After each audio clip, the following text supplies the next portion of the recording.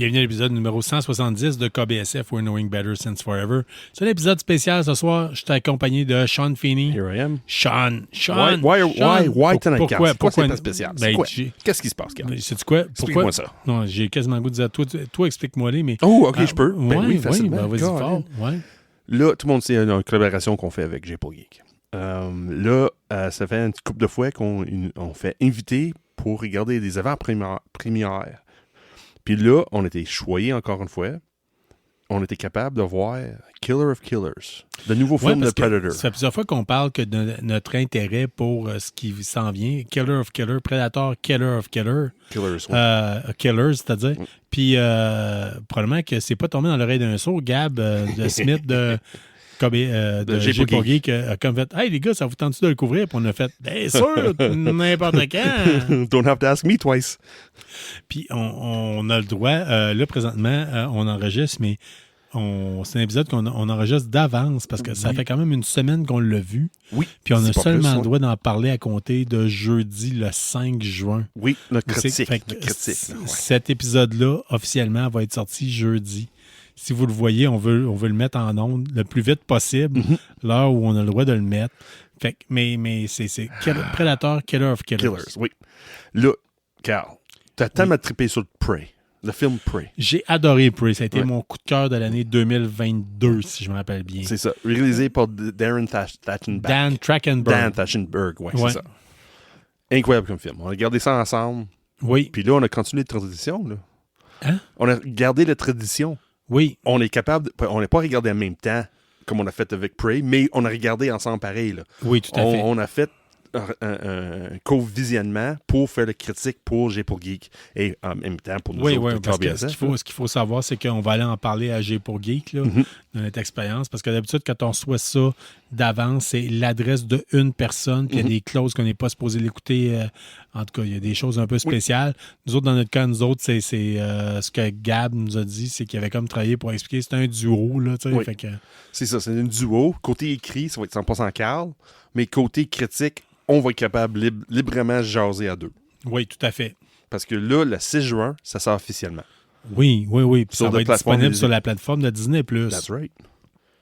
On parle quand même de Dan Trachtenberg, qui est réalisateur, qui est le réalisateur du film Prey. Oui, qui s'en vient le deuxième film dans son série, on peut dire, là, c'est Badlands. Oui. Qui s'en vient cet été. C'est en post-prod présentement. Excuse-moi, c'est l'automne. Oui, en tout cas, la date officielle, c'est 2025. Oui, fait que ça laisse un peu de... Il dit l'automne. C'est sûr, ça va être pas sûr. Puis, sauf que c'est ça. Dan Trachtenberg, qui a réalisé Prey, qui réalise le prochain Predator Badlands, nous arrive avec un film d'animation d'1h30 environ qui s'appelle Predator Killer of Killers. That's right. C'est pas long comme film. Non, c'est 1h30, c'est ça. Oui, c'est ça, mais c'est bien fait. C'est divisé en 3 sections. Quand ça a commencé, j'étais pas 100% sûr. C'est une film anthologie. Comment il va reprocher cette histoire-là? Il va-tu avoir une connexion entre une à l'autre? Le moment où ça a commencé, j'ai embarqué à 100%. Oui. Puis j'ai trippé jusqu'à la fin. Plus ou moins. On va y revenir, puis on va le décoder segment par segment. Oui. On va commencer par donner peut-être notre opinion en général sur le film. Par la suite, à un moment donné, on va vous dire, à partir de ce moment-ci, on vous donne des spoilers. Oui, c'est exactement ça. Puis, tu sais, écoutez-les, c'est pas long, 1h30, puis revenez-y à notre épisode. Vous viendrez le finir. Vous viendrez voir si vous êtes d'accord ou non avec nous. Ça se peut que non. Ça se peut. Vous avez tout à fait le droit. Je veux dire, sauf que présentement, moi, avec du recul, Predator, Killer of Killers, moi, j'ai adoré. Ça a passé tout seul. J'étais sur le bout de mon fauteuil d'un bout à l'autre. Plus ça avançait. Oui, puis non. Il y avait un petit moment. Oui, en général, oui. Mais on va le décoder. On va le décoder individuellement. On va dissecter. On va dissecter. Dissect it. On va le séparer. On va vous en parler selon les différents bouts. Là. Oui. Mais, fait que Predator, Killer of Killers, si je te demande de donner une note générale, là, right now. Là, right now, c'est 8.5. Oh, OK. Moi, j'ai donné moins que ça. Donné moins que ça. Ben honnêtement, là, il y a le côté, puis c'est surtout dans les 2 dernières parties du film que c'est venu m'accrocher davantage. Mais je dois avouer que j'ai ça s'écoutait tout seul. J'ai pas regardé l'heure sur mon téléphone ou quoi que ce soit. Ouais. J'avais, puis Dieu sait qu'on écoute du stock, là. Mais une qualité d'animation super belle. C'est bien fait. D'une bout à l'autre, moi, je trouve le côté écriture, les choix. Parce que, faut pas dire aussi, le Killer of Killers, c'est un animé. Oui. C'est de l'animation. Sur le choix d'animation qu'ils ont utilisé, c'est très bien fait. C'est un peu vieux comme style, pas vraiment. Ouais. Moi, je trouve que c'est un peu pas vraiment basé sur. Je peux pas comparer avec Love, Death and Robots. C'est pas ce niveau-là. Non, c'est pas ce niveau-là. Ça n'a pas pris 3 ans non plus à faire. C'est ça. Mais ça a pris, dans le fond, le niveau d'animation utilisé, ça reflète très bien le produit qu'ils voulaient mettre sur l'écran. Je trouve que ça fitait très bien. D'autres choses aussi, le durée, le film au complet. 3 sections, un total de 1h30, merveilleux. Plus long que ça ne marchait pas. 3 personnages, 4 histoires. C'est le même que je l'ai dépeint sur ma critique écrite. Oui, c'est exactement ça, oui. Mais c'est très bien fait. Tu sais, je veux dire, la qualité d'animation est super belle. L'histoire est bonne aussi. Là. Pas. Ouais. On est sur le bout de notre siège. On a du plaisir. On l'écoute. À un moment donné, je m'étais dit, c'est séparé en segments. Je vais l'écouter petit peu par petit peu. Non. Puis non, je n'étais pas capable. Non, moi non plus. Le seul temps que je mettais en pause parce que j'avais besoin au petit coin. C'est ça. That's it. It's like, OK, Ken, I'm coming back. Here I come. Hey, c'était vraiment fun. Je dis pas ça parce qu'on a eu la possibilité de le voir d'avance. C'est pas rapport. C'est un univers de Predator que j'apprécie beaucoup. Il y a des succès, comme le premier film. Il y a beaucoup de monde qui aimait moins Predator 2 que je l'aimais bien. Qui est loin d'être bon. Oui, mais je l'aimais pareil. Surtout comparé avec Alien vs. Predators. Je dis, eux autres, moi, tu me demandes de faire l'anthologie de toute la franchise en général. Oui. Predator 1, c'est un chef-d'œuvre. 1987, Arnold Schwarzenegger, qui est un côté tourné dans la jungle, un côté plus paramilitaire, militaire. C'est ça, avec tous les lutteurs qui étaient là. C'est ça. C'était incroyable. Du gros muscle, la poignée de main, Carl Weathers, le kit. Oui. Ça avait une saveur très années 80. Oui. Excellent. C'était excellent. C'est un de mes films préférés. Tu sais, c'était fun. Predator 2, wow, what the fuck, qu'est-ce que c'est ça? On fait prédire n'importe quoi. Oui. Après ça, on a eu les Aliens versus Predator. On a eu The Predators. Que c'était pas pire, mais pas si bon non plus. Ouais, c'est ça. Il y avait du très mauvais. Là. Mais Predators, c'était peut-être un des moins pires de la gang. Puis c'était quand même juste se tenir en haleine. Puis des fois, tu sais. C'était pas ça. Non, c'était pas vargeux. Puis à un moment donné, bam, il nous arrive Prey. What the fuck? Que c'est ça? Excellent. Wonderful. D'un bout à l'autre. Incroyable. Puis là, j'ai l'impression, puis ça, c'est réalisé par le même réalisateur qui nous arrive avec Killer of Killers. Puis on le voit que c'est un tripeux de la franchise.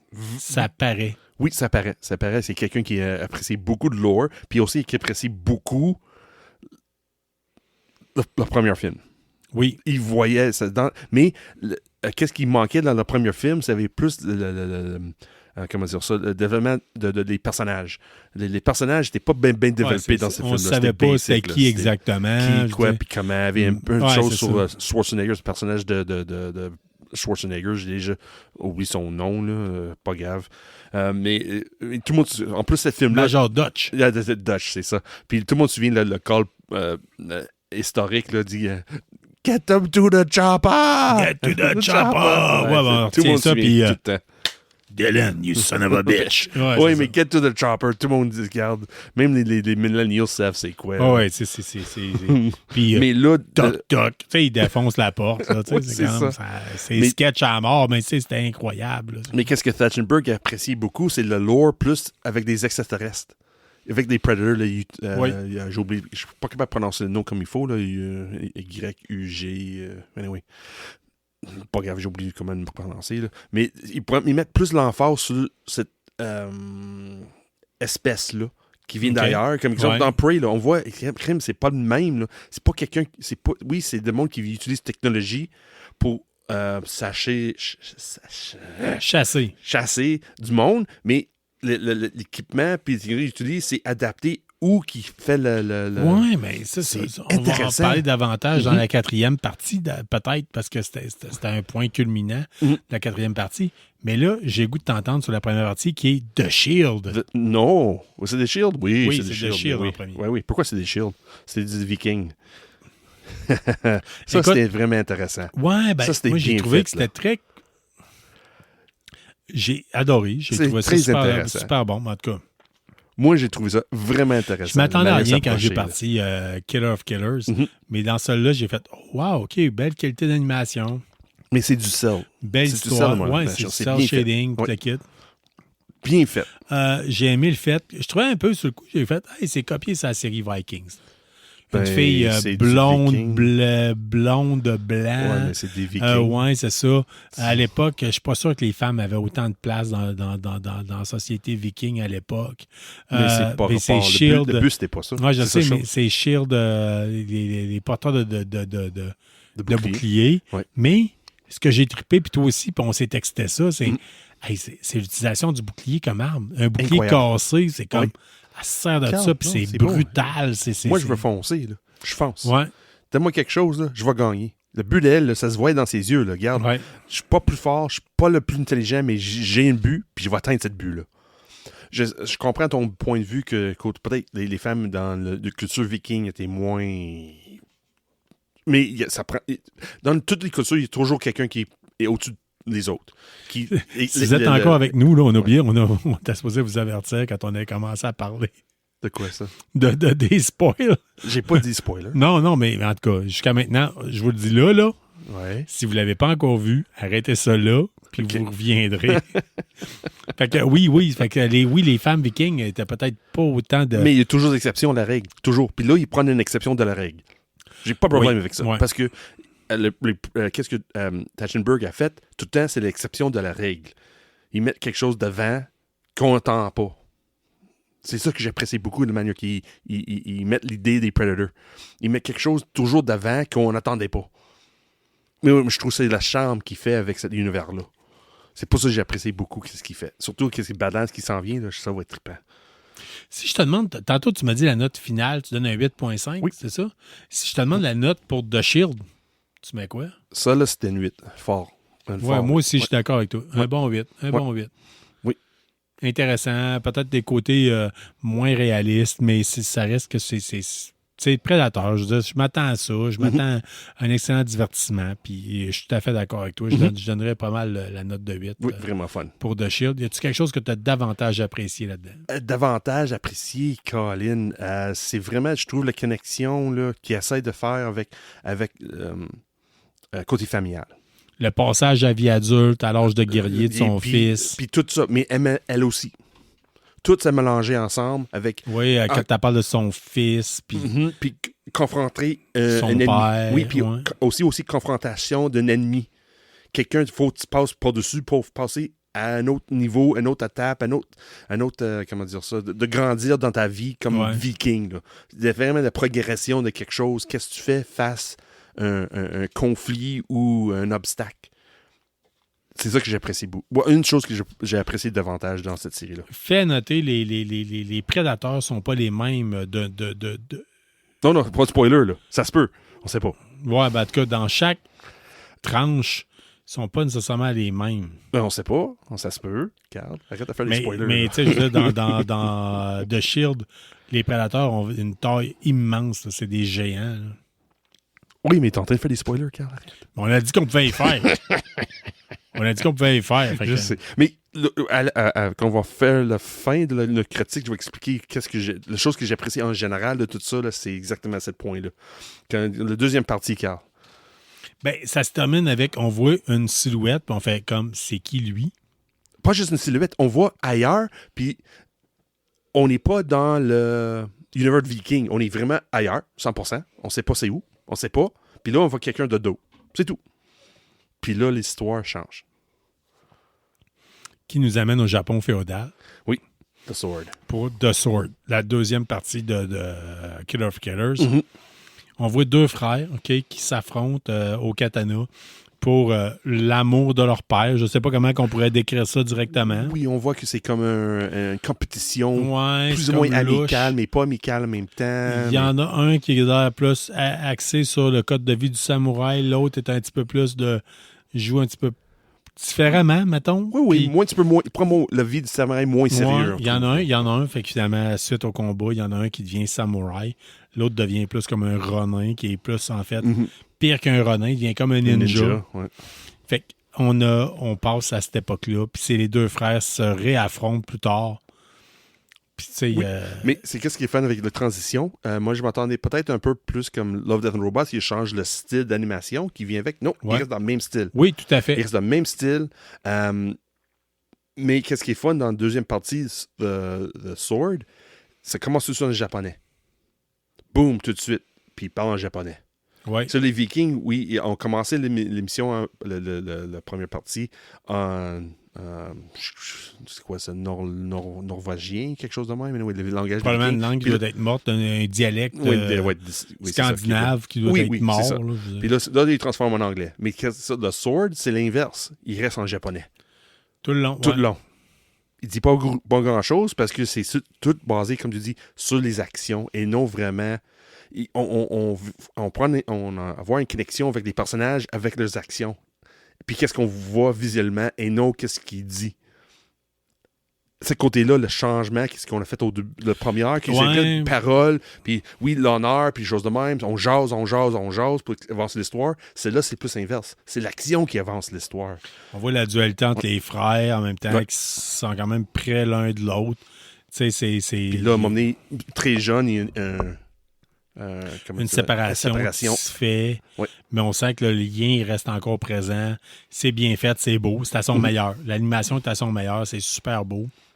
Oui, le cel shading là, pour cette époque-là, c'est parfait. C'est parfait, c'est écœurant. Fait que je dirais pas que c'est là qu'il y a le plus de profondeur dans l'histoire, mais par contre, c'est très bien fait. Avec l'action.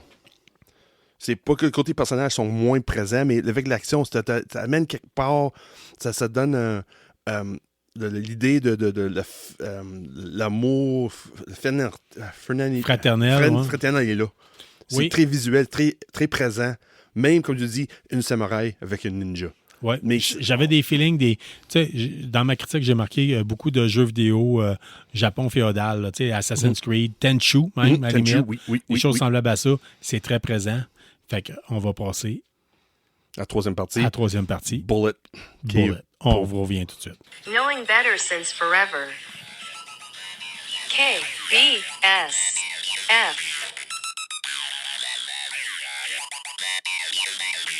Sean, on est de retour avec vous autres pour vous parler de la section de Bullet. Mais avant toute chose, je veux t'entendre parce que tu nous as ce soir, parce qu'on a dit on va en parler. Qu'on parlait de Samouraï, tu étais supposé nous parler d'une bière. Oui. De Nano Senko, un de nos commanditaires, qui a fait une bière de riz. Délicieux. Ouais. J'adore les bières de riz. C'est une lager de riz, Shimbashi. Ça fait une couple de mois que c'est déjà sorti en succursale au Nino Senko. C'est disponible dans toute bonne dépanneur qui vend des microbrasseries. Honnêtement, c'est une bière extrêmement bien équilibrée, pas trop goûteux, mais juste assez pour démarquer les autres lagers de riz qui existent sur le marché. C'est impressionnant. Okay. C'est côté citronné, mais pas trop. Il y a un peu d'aneth, je trouve, un peu arrière-goût, mais pas assez pour dire que c'est avéissant. L'aneth, on aime ou on n'aime pas. Oui, c'est ça, mais c'est juste une petite soupçon pour se démarquer des concurrents. On va dire ça comme ça. Aussi, dans la palette de la bière en tant que telle, la mise à tête sip. J'ai dit en tant que tel. C'est... Mais aussi, le côté floral est très plaisant. Le côté floral de la lager est très présent. Cette bière-là est légère dans l'exemple. T'es dehors, dans le gros soleil, en train de soit manger des fruits de mer, des sushis. Ben, c'est ça, je voulais t'entendre. Oui, ce côté-là. Je sais comment tu es un amateur, tu es un foodie. Oui, je sais. Tu es un foodie. Oui, je sais, c'est c'est un accord. Tu manges ça avec quoi? Tu bois ça avec quoi? C'est sûr quelque chose de léger. Moi, des fruits de mer, les sushis, c'est sûr. Côté-là. Les bières de riz, on se dit tout le temps, le sushi, ça va avec. Parce que, exemple, ça cache pas les goûts, les poissons que tu vas manger, parce que le goût est pas trop prononcé. Tu veux quelque chose qui va soit alimenté ou avoir un bon... complémenté avec le que tu es en train de manger puis boire. Là. Mais cette bière-là, c'est vraiment fun pour ça. Puis c'est 4,5 d'alcool. Ça, c'est très léger, comme lager. Là. Ça ressemble un peu... exemple, le Boreal Lager, c'est que je bois souvent. Là. Ouais. Ça ressemble un peu à ça, mais le côté floral avec le côté citronné, là, c'est juste assez différent pour dire que c'est délicieux. Avec le beau temps qui s'en vient de plus en plus sur la ville de Québec. Hey, celle-là, si elle est disponible 24 heures sur 24 dans toutes les bonnes épiceries partout, j'ai le droit de l'acheter, c'est garanti que je vais acheter une autre tout de suite. OK, c'est excellent. Hey, good. C'est vraiment fun. Merci beaucoup, Nano Cinco. Merci, Nano Cinco, d'avoir fait découvrir ça à Sean. J'ai dit, j'étais un peu loin pour y goûter, mais c'est pas grave. Mais tu m'as dit non, c'est ça que j'avais demandé au début. Non, mais savoure-la. Justement, tu m'as dit, tu traites. Oui, vraiment. Il y a un petit côté, un sucre résiduel aussi, là, qui ressemble un peu à l'arabe, mais pas trop. Wonderful. OK, excellent. On tombe avec la troisième partie de l'univers de Predator Killer of Killers qui s'appelle The Bullet. The Bullet. Ouais, on se plonge en 1941, on rencontre Vincent Torres, un latino-américain d'origine en Floride qui vit, puis que son rêve, c'est de devenir pilote d'avion ou de contrôler ça. On voit un peu sommairement sa jeunesse. Pilote, mais pas être pilote, c'est tout. Il veut rien savoir le reste de les responsabilités d'être pilote. Là, ça se paraît. Là. Tout de suite, il dit, regarde, moi, je veux le gloire d'être un pilote. Mais pas tout le reste qui est attaché avec. Écoute, on parle... Je suis sûr que vous êtes tous comme nous. Là. Vous avez rêvé d'être porn star sans être filmé. Oui. Fait que c'est à peu près semblable. Carl. C'est vrai, on a une émission pour adultes. Ouais, c'est un podcast pour adultes. Ouais, vous avez pas qu'on l'avait pas plugué. mais c'est ça. Fait que, dans le fond, Vincent Torres va devenir pilote, mais il veut pas avoir trop de responsabilités ou quoi que ce soit. On avance dans le temps, on se ramasse en... Ben oui, il vient tout de suite dans la Deuxième Guerre mondiale. Mais c'est en même temps, 41, c'est le temps de construction. La guerre a déjà commencé. Ouais. Sauf que... Les États-Unis n'étaient pas là, mais là, il dit, garde, hey, on s'en va, là. Puis là, on trouve Vincent Torres qui voit son escadron sur un porte-avions. Oui, c'est ça. Il est dans la marine, là, le Navy. He's in the Navy. Ouais. Fait qu'on découvre Vincent Torres qui... il est mécanicien en plus. Mécanicien, il n'est pas pilote. Ouais. Il essaie des pilotes. Il voudrait l'être. Ça marche pas. Son escadron s'en va se battre, finalement. Se bat contre des avions. Écoute, c'est nébuleux. C'est nébuleux. C'est juste nébuleux, ce bout-là. Je comprends pas. Là-dessus, ça a été mal. Je dois avouer que c'est le bout qui... Si j'ai besoin de donner une cote, sur la première, c'était une 8. La deuxième, c'était 8.5. Oui. Celle-là, c'était une 3.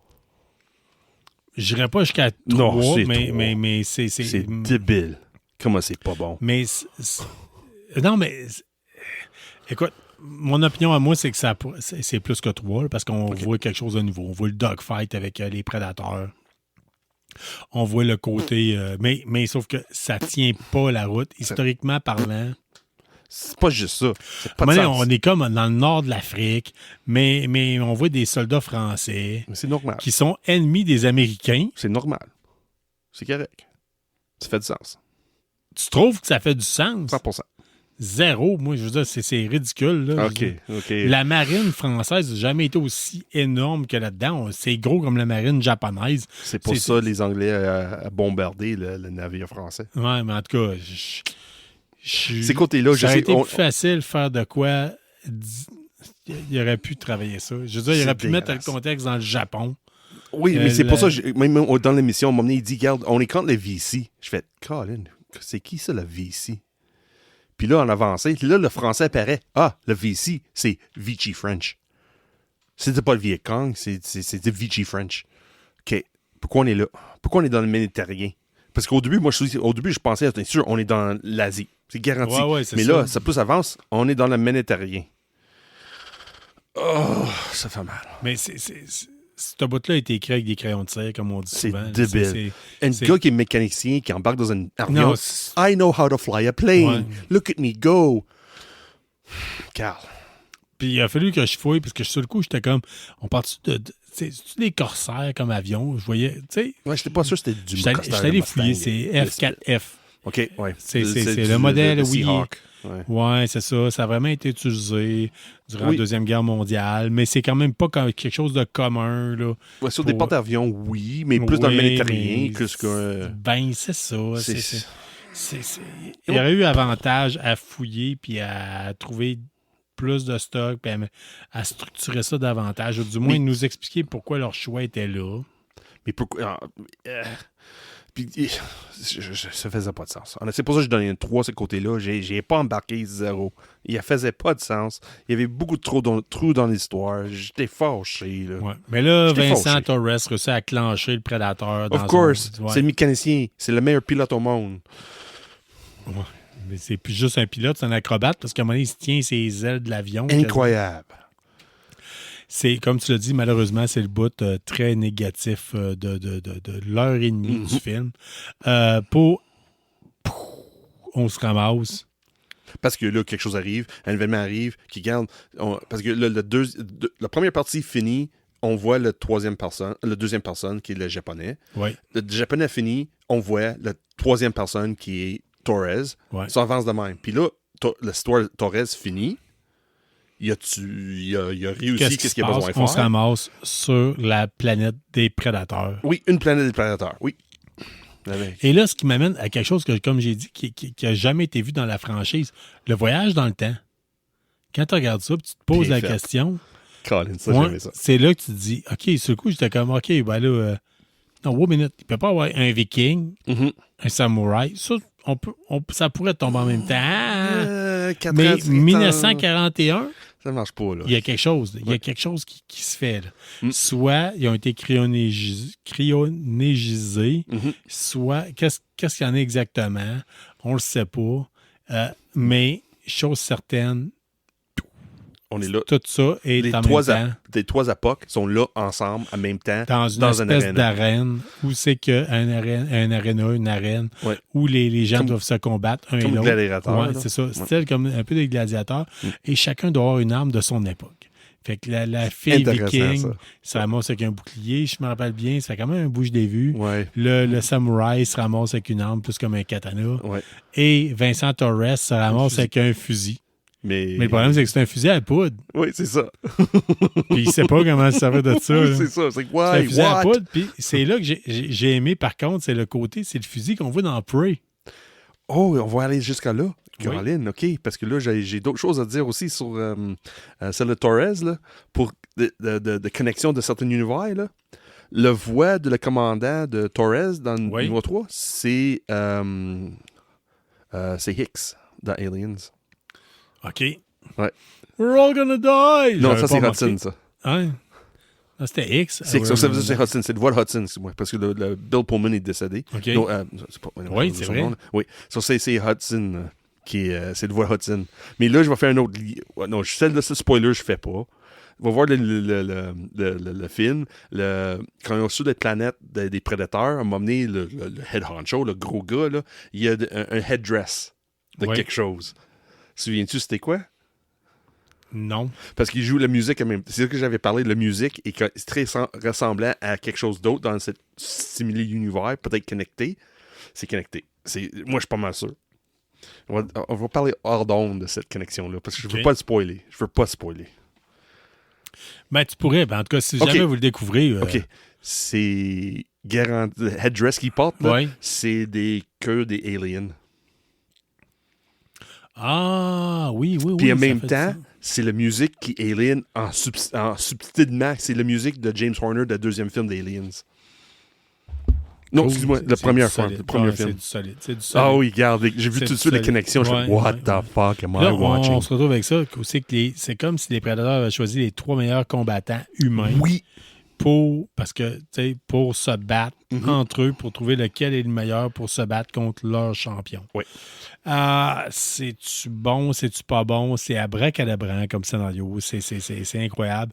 Mais comme je l'ai dit depuis le début, vous restez sur le bout de votre fauteuil puis vous embarquez dedans. Vous avez du plaisir. Ça passe tout seul. Oui. Puis encore une fois, le côté Torres, c'est le côté plus faible. Encore une fois. Le Viking, vraiment hot. Le Japonais, vraiment hot.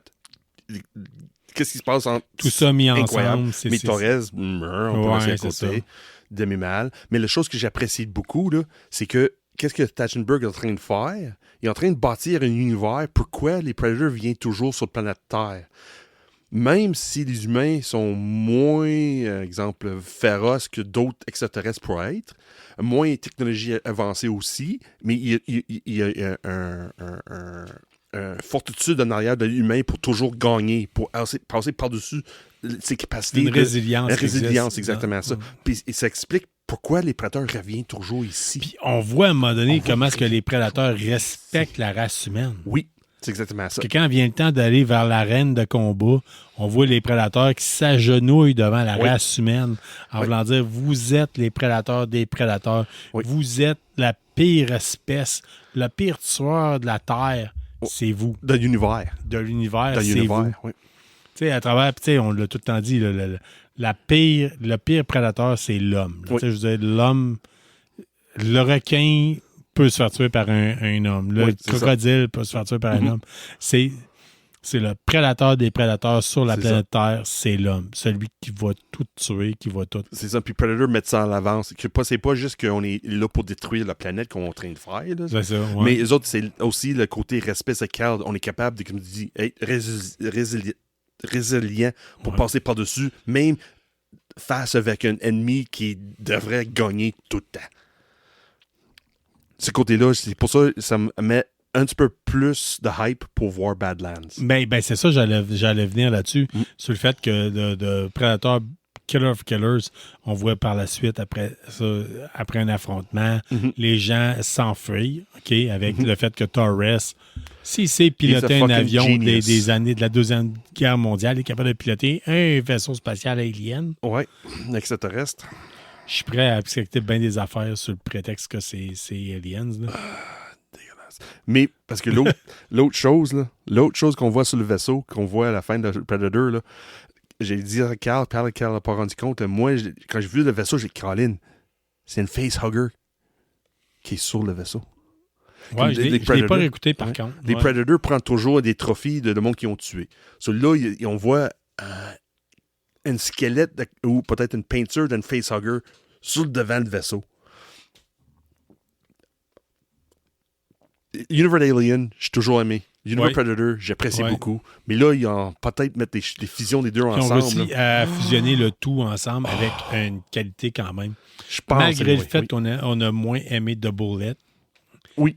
Puis la dernière section, selon moi, c'est très tiré par les cheveux, mais il y a un côté très... C'est le fun. Même malgré tout ça, ça s'écoute tout seul. C'est notre finale. Il me semble que j'ai mis 7.5 comme note finale. Dans le sens que c'est... Puis ça aurait pu être mieux écrit, ça aurait pu gagner au réalisme.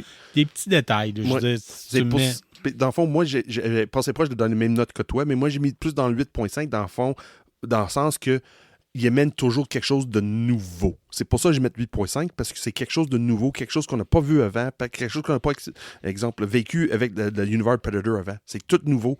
Et c'est pour ça que j'ai mis un 8.5, parce qu'ils ont décidé de pousser l'enveloppe un peu. Un petit peu plus, c'est sûr, ils ont été plus loin sur certaines choses, surtout le côté bullet, là. Mais ils ont pris la chance d'essayer d'avancer l'histoire, pas juste des humains, mais les Predators aussi en même temps. Chose certaine, si vous êtes fan de la série Predator, de la franchise Predator, incontournable. Oui. Ça va juste vous amener vers le prochain qui est Predator Badlands, qui va être réalisé par Dan Trachtenberg. Oui, encore une fois. Ouais. Trachtenberg. Ouais, je pense que c'est TH, c'est ça. Trachtenberg, quelque chose de même. Whatever. Je crois pas qu'on va se faire poursuivre en cours si on ne l'a pas prononcé correctement. Je pense pas. Ou peut-être oui, puis là, on va être capable de raconter des vedettes hollywoodiennes. Hey, I want to be in your movie. Au moins le documentaire.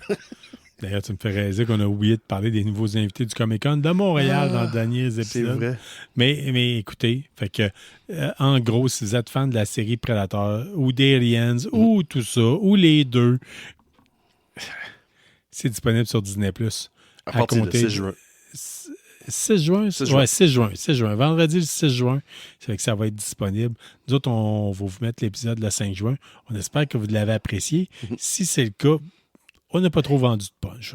Il y a moyen de... Non, de toute façon, vous allez rester sur le bout de votre siège pareil. Oui. Fait que on vous demande de rester geek puis vous nous dire, peut-être nous dire sur les plateformes de réseaux sociaux, avez-vous apprécié autant que nous autres?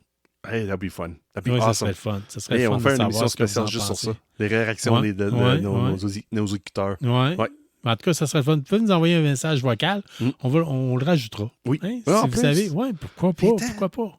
Fais-le. Fait que, hey, bonne soirée à vous autres. Bonne écoute de Predator Killer of Killers. Oui. Puis on vous demande de rester geek, puis on se reparle prochainement. Bye-bye, Salut. tout le monde. Bye. Merci d'avoir été des nôtres pour cet épisode de KBSF. On espère que vous avez apprécié. Si c'est le cas, abonnez-vous, écrivez-nous un avis sur votre plateforme de balado-diffusion préférée ou parlez-en à un ami. N'hésitez pas à nous suggérer des sujets de discussion ou nous faire part de vos idées et des événements que vous organisez. N'oubliez pas notre page Facebook pour gagner des prix en répondant à nos questions de la semaine. On en profite d'ailleurs pour remercier Infini Jeux et la librairie Première Issue pour tout leur support et leurs encouragements. On vous encourage en retour d'acheter vos comics et jeux de table chez eux. Merci surtout à vous, les auditeurs, sans qui ce balado ne serait pas le même. Restez qui vous êtes, mais surtout restez geek et on se revoit dans un autre épisode.